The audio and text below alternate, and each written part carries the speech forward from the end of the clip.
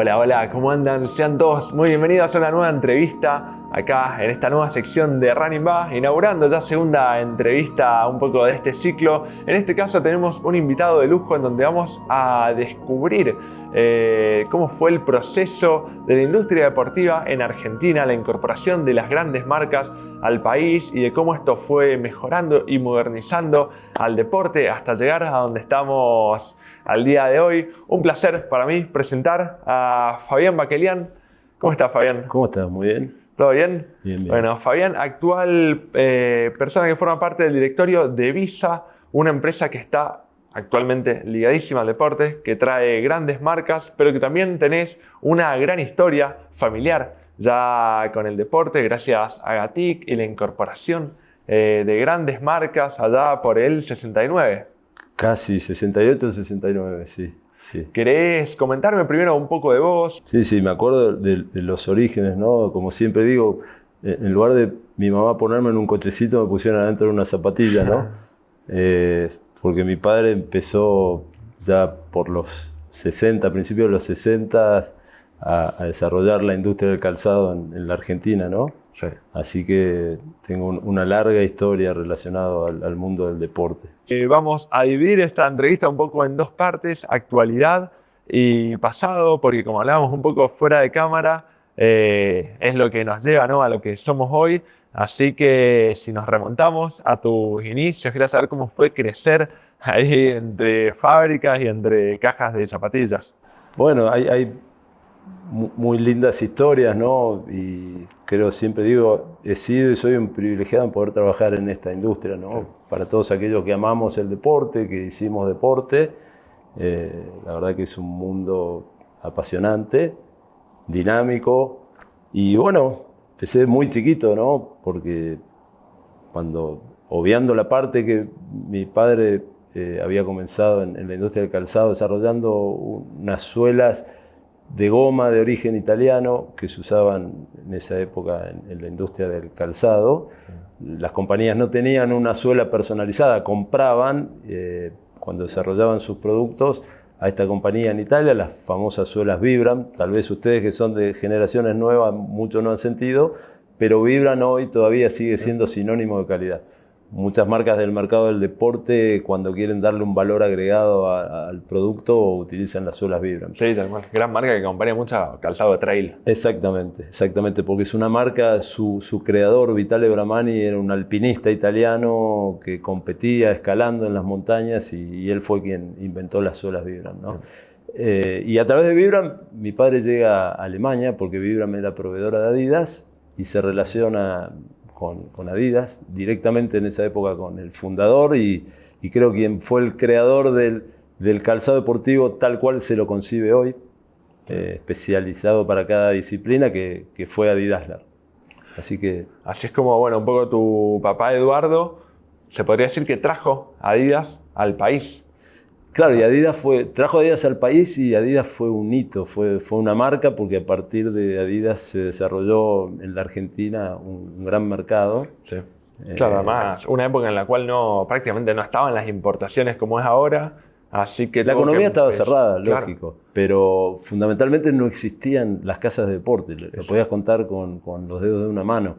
El resto eran zapaterías, y ahí se inició todo un proceso de convertir esas zapaterías en casas de deporte. Casas de deporte y lo que me mencionabas, tema de la industria local, un poco también apostar por eso, empezar a fabricar acá en Argentina, en este caso producto marca Adidas, y todo lo que llevó, ¿no?, la tecnología que fueron incorporando, tecnología europea, que pudieron traer directamente a Argentina.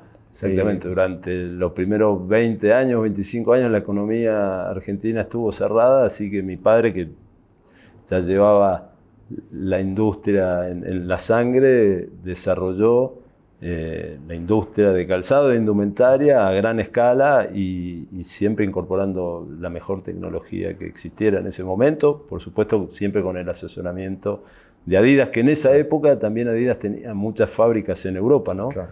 Después, en algún tiempo, empezaron a trasladar todos los centros de producción a Asia, pero todo ese proceso lo hicimos en conjunto con Adidas. ¿Y cómo pudiste ver vos esa evolución, ese crecimiento de la industria del deporte? ¿Cómo fue impactando también tanto en deportistas amateurs, profesional, que pudieron acceder a mejor calzado en una época, como mencionabas, que estaban las zapaterías convencionales y bueno, que ustedes dieron ese hincapié inicial para profesionalizar también un poco la industria y al deportista? Bueno, ha habido una evolución, ¿no? Constante y permanente, y todavía sigue siendo así, ¿no? Y todo lo que se desarrolla, por supuesto, ha contribuido, colaborado a que los deportistas mejoren tiempos, mejoren su performance, se sientan más cómodos, más seguros. Podemos hablar que Gatik, junto con Adidas, fueron los primeros en vestir a la selección argentina allá por el 74. Exacto. Acompañar a la selección en el Mundial, después en el... Nada, cuéntame vos esa historia. 74 fue el Mundial de Alemania, que no le fue muy bien a la Argentina, pero después se continuó con el proceso que terminó con Argentina campeón del mundo en el año 78, ¿no? Sí. Y bueno, nosotros fuimos los proveedores, no solo del equipo argentino, que ganó la Copa del Mundo en la final contra Holanda en River Plate, sino que también vestimos a todos los colaboradores, asistentes, ¿sí? Y voluntarios. Y a partir de ahí se puede decir que durante el tiempo por Gatik pasaron todas las selecciones locales de todas las disciplinas, deportistas. En alguna época recuerdo que jugaban 16 equipos en el torneo de primera local, 14 vestíamos nosotros. El Comité Olímpico lo vestíamos nosotros, el seleccionado de hockey, el seleccionado de rugby, los equipos más importantes, Boca, River, sí, Independiente, Racing, San Lorenzo y nuestro querido Huracán. Bueno, y sé que hay una historia ahí linda en el 86, que se cambia de Adidas a Lecoq, también a través de ustedes, de Gatik, que Bilardo fue personalmente a pedir algo. ¿Me querés comentar eso? Bueno, Bilardo, él sabía que iba a ser campeón del mundo, ¿no? Y era un tipo muy detallista, así que mucho tiempo antes de ir a jugar el Mundial a México, él vino a la empresa a desarrollar personalmente una camiseta que pudiese ser ventilada, porque los partidos se iban a jugar en México en horas del mediodía, primera hora de la tarde, con 40-45 grados de calor adentro de la cancha, así que él vino, trajo una muestra de una tela calada y la desarrollamos y logramos ese modelo de camiseta que fue con la cual ganaron la Copa del Mundo, sí, ¿no? Camiseta que le dio grandes resultados. Grandes histórica, resultados, además. Exactamente. Histórica, que al día de hoy se siguen haciendo reversiones de esa camiseta. No sé si tenés el dato, pero ¿habrá sido la primera camiseta microperforada?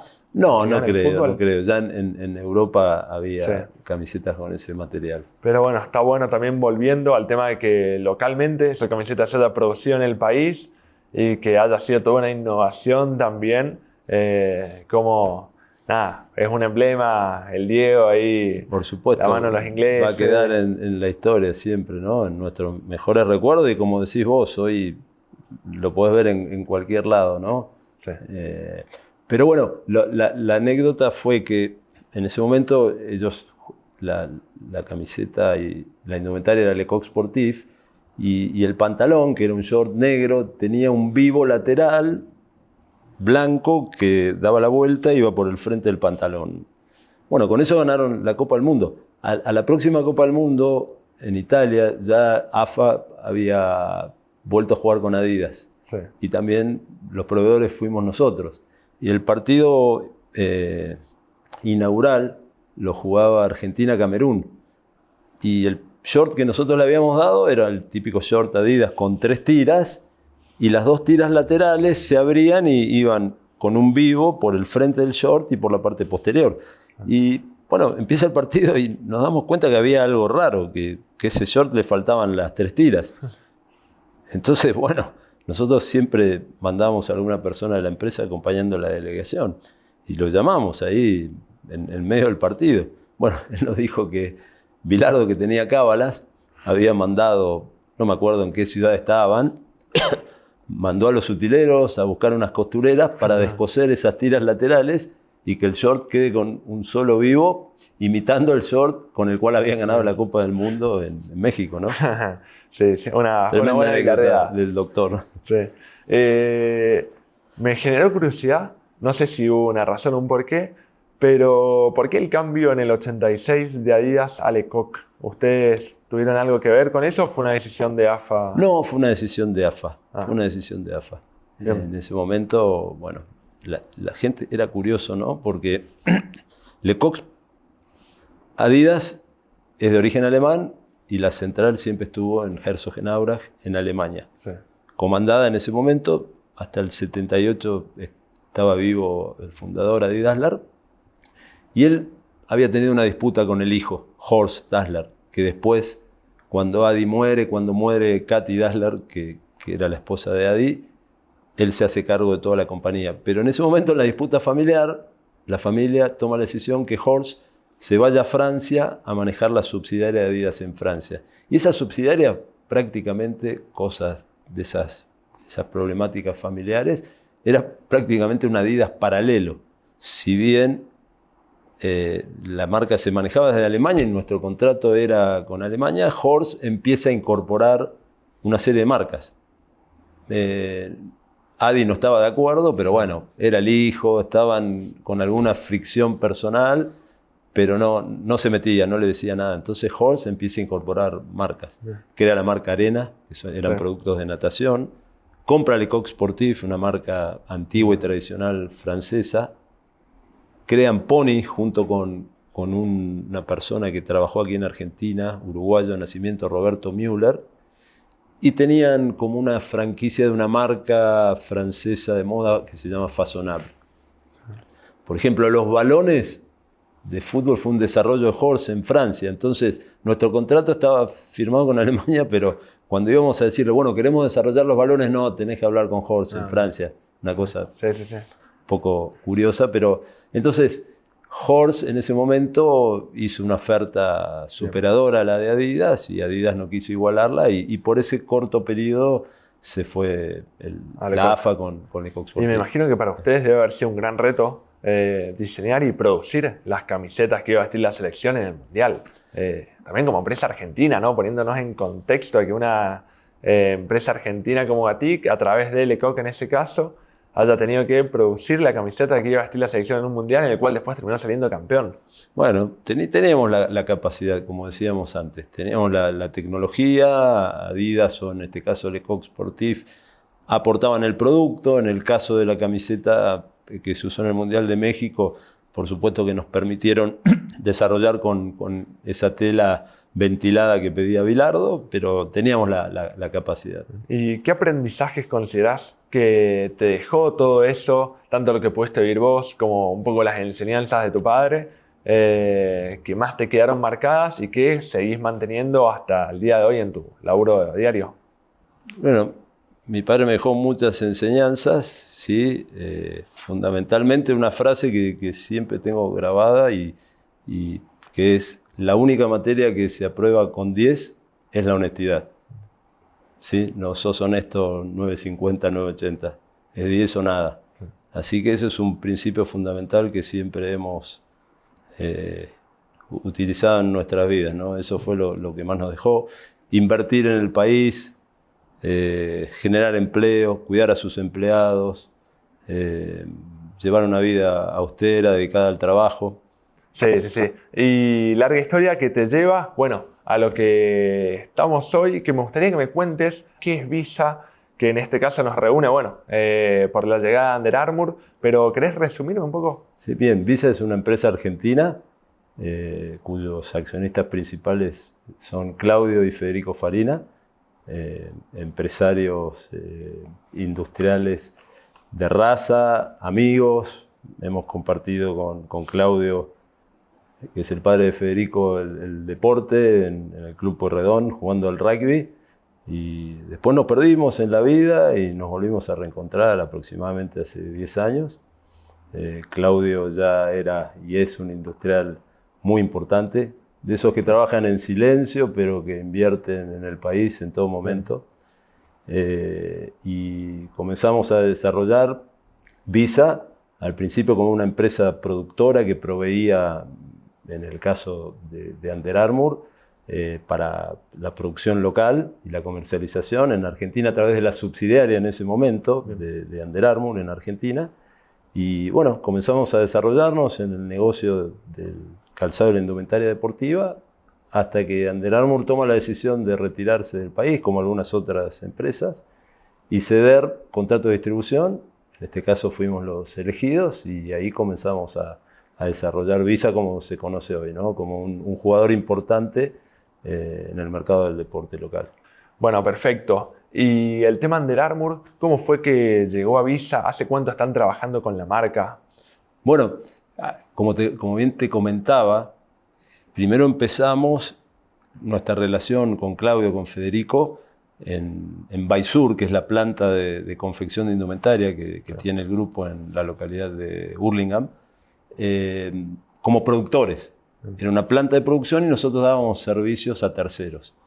Una de las primeras marcas que fuimos a buscar con Fede, el hijo de Claudio, fue Under Armour. Sabíamos que Under Armour, que tenía su subsidiaria establecida en Argentina, estaba buscando un proveedor local. En esa época también la economía no estaba en un periodo cerrado, entonces esas cosas de la Argentina que para poder importar tenías que producir, y entonces sabíamos que Under Armour estaba buscando, contactamos a Under Armour después de un largo proceso para que nos aprobaran y homologaran la planta, que es una planta, claro, de las más modernas que existen en la Argentina, con la mejor tecnología. Bueno, empezamos a trabajar como proveedores. Sí. Hemos trabajado casi 2 años y medio, 3 años, y ahí es cuando Under Armour decide cambiar su esquema de negocios en Latinoamérica. Ellos tenían en gran parte de Latinoamérica subsidiarias establecidas y ellos deciden retirarse y ceder contratos de licencia y distribución en los diferentes países. También fue un proceso largo, había otras empresas que competían por quedarse con la distribución. Finalmente Under Armour tomó la decisión que nosotros fuéramos los distribuidores y allí empezamos la relación como distribuidores. Ahí se crea la empresa Visa, ¿sí? Y aquí estamos. Perfecto. ¿Y me podrías comentar sobre la mirada actual de la marca Under Armour, tanto a nivel mundial y cómo es la bajada, en este caso, bueno, a Latinoamérica y a Argentina? Sí, Under Armour es una marca americana, creada en 1996 por Kevin Plank, que era y es un jugador de fútbol americano de la universidad en Maryland y una persona que transpiraba muchísimo. Y en esa época las camisetas eran de algodón, entonces él al rato de empezar a entrenar o jugar estaba chorreado de sudor y la camiseta le pesaba muchísimo. Entonces él se puso a pensar y es ahí donde desarrolla un gran invento que fueron las prendas de compresión y prendas que después se adaptan tanto al calor como al frío, para diferentes usos según la temporada. Y ese fue el inicio de la compañía. Él empezó muy de abajo, los primeros tiempos en el sótano de la casa de su abuela, y bueno, fue transitando un camino hasta que la marca hace una explosión, explota y se constituye en una de las marcas, uno de los jugadores más importantes en el mercado deportivo mundial. Sabemos que Under Armour también es una marca muy ligada a seguir sus propias filosofías, siempre el trabajo duro. Actualmente tiene muchos lemas, de hecho el famoso Protect This House, que también está bueno en su headquarter en Baltimore. Ya te voy a estar preguntando sobre eso, pero un poco cómo replica la filosofía de marca acá en Argentina a través de ustedes. ¿Cómo es que se logran un poco afianzar y aliar esa comunicación de la marca a nivel global? Bueno, el origen de la marca, como bien decía, es a partir del fútbol americano y claramente es una marca apuntada a los deportes de equipo, al entrenamiento, al running, a otras disciplinas como puede ser el golf, el básquet, ¿no? Bueno, nosotros por supuesto que seguimos esa línea, lo trasladamos al mercado argentino y Visa ha sido y es una compañía muy activa ¿sí? En lo que se refiere a inversión en marketing. ¿sí? Sí. Hemos buscado buenos acuerdos, buenas alianzas, en su momento con la Confederación de Hockey, Leonas y Leones, con la Dolfina en polo. Hemos hecho asociaciones con cadena de gimnasio local que se llama VIC. Tenemos embajadores que han jugado en el seleccionado y juegan de rugby argentino, en el fútbol, en las diferentes disciplinas, ¿no? Sí, sí, sabemos que también a nivel mundial la marca se está posicionando mucho en deportes como el fútbol, como por ejemplo con Harry Kane, cada vez están incorporando más jugadores, disciplinas en las que antes no estaba por ahí tan metida la marca Under Armour. Sí, bueno, Under Armour estuvo en una etapa en el fútbol, después se replegó un poquito, ahora estratégicamente está volviendo al fútbol, en esta etapa contratando figuras. Los más representativos son hoy Hakimi del PSG, Rüdiger del Real Madrid, hay algunos del seleccionado español, Fermín López, Fernán Torres, ¿sí? Y bueno, aquí en Argentina nosotros tenemos a Germán Pesela y Santiago Solari, que está por jugar la semifinal de la Libertadores con Racing.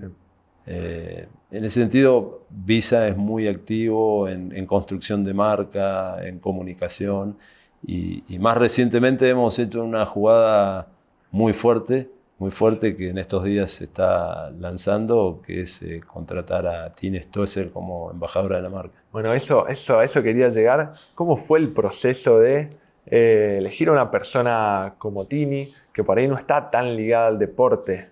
¿Cuál fue la estrategia, ¿no? Bueno, porque casualmente Under Armour es una marca que siempre estuvo ligada en el camino a la competencia. El atleta usa Under Armour para entrenar, después para competir, pero cuando termina el entrenamiento de la competición, lo que Under Armour quiere es que ese atleta siga vestido en su vida normal con Under Armour. Entonces, era un segmento donde la marca no estaba, la marca era entrenamiento puro, y hoy está introduciéndose en el mercado de la moda deportiva. ¿Sí? Entonces identificamos, esto fue una idea de Federico Farina, el CEO de la compañía, conjunto con Juan Gautier, nuestro gerente de marketing, que pensaron en una figura como Tini, que era una jugada difícil, una figura que no nos damos una idea lo que mueve, ¿no? Sí, a nivel mundial. A nivel mundial, exactamente, a nivel mundial. Porque uno cree que es un fenómeno local, pero trasciende las fronteras, ¿no? Sí. Es un fenómeno, te diré que global. Así que estamos muy contentos, y justamente ahora Tini empieza con su propio festival Futura en Buenos Aires. Son 8 shows y tal vez algunos más que se están preparando en Tecnópolis. Esto arranca pasado mañana, el viernes y sábado, y van a ser durante el mes de noviembre cada fin de semana esos shows, así que es una movida muy muy grande, ¿no? ¿Lo pudiste conocer a Tini personalmente? La conocimos personalmente porque cuando tuvimos que llevarla a Baltimore, porque es un contrato que contribuye tanto Under Armour Global como Visa Argentina, y la llevamos en enero a Baltimore y compartimos 2 días con Tini y con el papá, la verdad que días espectaculares. Under Armour la recibió en sus cuarteles generales de una forma muy cálida y bueno, con una comunicación. Los cuarteles generales de Under Armour son nuevos, son una cosa de locos, ¿sí? Con una cancha de fútbol americano, con pista de atletismo y todo lo que es la zona exterior, mucha comunicación, muchos carteles de vía pública. Todos esos carteles eran Welcome Tini.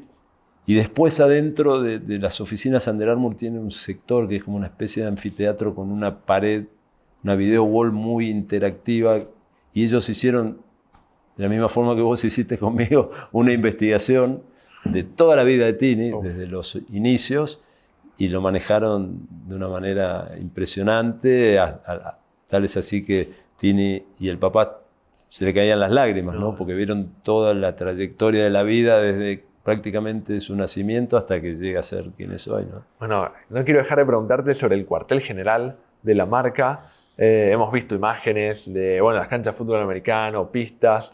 ¿En ese caso se utilizan para hacer desarrollos de marca o simplemente por una cuestión de entrenamiento? No. Primero, ya las oficinas antiguas de Under Armour, que están en Baltimore, que es una ciudad muy linda con una bahía muy grande, las oficinas antiguas eran un viejo edificio estilo inglés, tipo dock, y estaban contra la bahía, nos gustaban muchísimo, pero bueno, ahora las nuevas son increíbles, un desarrollo de cero, monumental, y justamente está toda la parte de oficina, comerciales, administrativas, producto, etc. Y después, al lado, está todo un sector que tiene un acceso totalmente restringido, que es un laboratorio donde se hacen todos los desarrollos de productos, los testeos, las innovaciones. Eso, el acceso es restringido. Nosotros cada vez que vamos tenemos la posibilidad de hacer un recorrido y es una cosa increíble. Sí, increíble, una locura. Y volviendo para cerrar también el tema de Tini, algo que me quedó ahí rebotando, qué bueno que también la marca se abra, como vos me decís, a estos nuevos panoramas de que el atleta después de entrenar, que siga usando la marca y también abrir un nuevo paradigma que ya no es solo el, levantar fierros puro, como fue en algún momento con La Roca, otros atletas que si bien siguen estando en la marca, se abre, ¿no?, este nuevo mundo a gente como Tini y seguramente en el futuro más embajadores ya de la marca, por ahí de distintas industrias también. Claro que sí, bueno, después de la pandemia los hábitos de vida cambiaron drásticamente y todo lo que es la indumentaria deportiva para el uso diario, casual, ha crecido muchísimo, ¿no? Sí. Así que bueno, ahí hemos detectado una posibilidad, un segmento donde no estábamos y que tenemos mucho por hacer y por desarrollar. Bueno, y sobre el tema Argentina, en este caso estamos acá reunidos por la apertura de una nueva tienda exclusiva Under Armour en Mendoza, en el Mendoza Shopping. ¿Cómo fue también tomar esa decisión, ¿no?, de decidir llegar justamente a nuestra provincia? Así es, un enorme placer de estar en Mendoza, una provincia muy linda, muy particular, y fundamentalmente poder tener la posibilidad de estar inaugurando este Brand House, como lo llamamos nosotros, en Mendoza Shopping, de la mano de la familia Bustos, que tengo una relación muy particular, muy sentimental, con Florencio Bustos padre, que fue un empleado de Gatic, que yo personalmente, siendo muy joven, lo entrevisté y él se incorporó a la empresa y vivimos grandes momentos. Florencio como representante de una de nuestras marcas aquí en la zona de Cuyo. En esa época le decíamos un viajante, una gran persona, un tipo muy laburador, y hoy es una satisfacción enorme ver que alguien con quien trabajamos juntos y que prácticamente empezó muy de cero, muy de abajo, haya logrado lo que logró con la cadena Vaipol y que pueda estar trabajando y disfrutando junto a sus hijos. Es algo muy satisfactorio, emocionante, emotivo, así que aquí estamos acompañando a ellos que también se han jugado por la marca, ¿no? Sí. Así que, bueno, lo menos que podíamos hacer es estar aquí hoy para cortar la cinta junto con ellos. Gracias de nuestro lado por estar acá presente en Running Back.